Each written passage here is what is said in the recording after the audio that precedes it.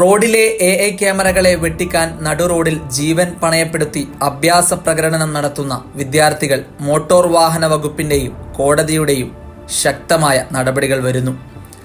വിവിധ ഭാഗങ്ങളിൽ നിന്നായി 100-ലധികം വിദ്യാർത്ഥികളാണ് ഇതിനോടകം നിയമക്കുരുക്കിലായിരിക്കുന്നത്.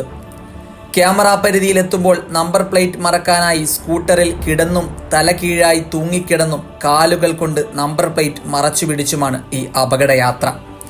ഒരു സ്കൂട്ടറിൽ 4 മുതൽ 5 പേർ വരെ ഇത്തരത്തിൽ യാത്ര ചെയ്യുന്ന ദൃശ്യങ്ങൾ ക്യാമറകളിൽ പതിഞ്ഞിട്ടുണ്ട്. ഹെൽമറ്റ് ധരിക്കാത്തതിനും അമിത വേഗതയ്ക്കും പുറമെ അപകടകരമായ ഡ്രൈവിംഗ് എന്ന ഗുരുതരമായ കുറ്റവും ഇവർക്കെതിരെ ചുമത്തും. കാര്യങ്ങൾ ഗൗരവമായി ചിന്തിക്കേണ്ടതുണ്ട്. പിടിക്കപ്പെടുന്ന വിദ്യാർത്ഥികളുടെ ഡ്രൈവിംഗ് ലൈസൻസ് റദ്ദാക്കുന്നതിനോടൊപ്പം ഭാവിയിൽ സർക്കാർ ജോലികൾക്കോ പാസ്പോർട്ട് വെരിഫിക്കേഷനോ ഈ ക്രിമിനൽ നടപടി തടസ്സമായേക്കാം.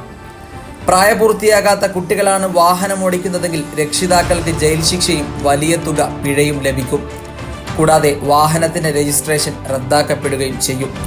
നിയമലംഘനം നടത്തി അപകടം സംഭവിച്ചാൽ ഇൻഷുറൻസ് തുക ലഭിക്കില്ല. ഇത് സാമ്പത്തികമായും കുടുംബത്തെ തകർക്കും. സ്കൂൾ കോളേജ് സമയങ്ങളിൽ മക്കൾ എവിടെ പോകുന്നു, ആരുടെ കൂടെ യാത്ര ചെയ്യുന്നു എന്നത് കൃത്യമായി നിരീക്ഷിക്കുക.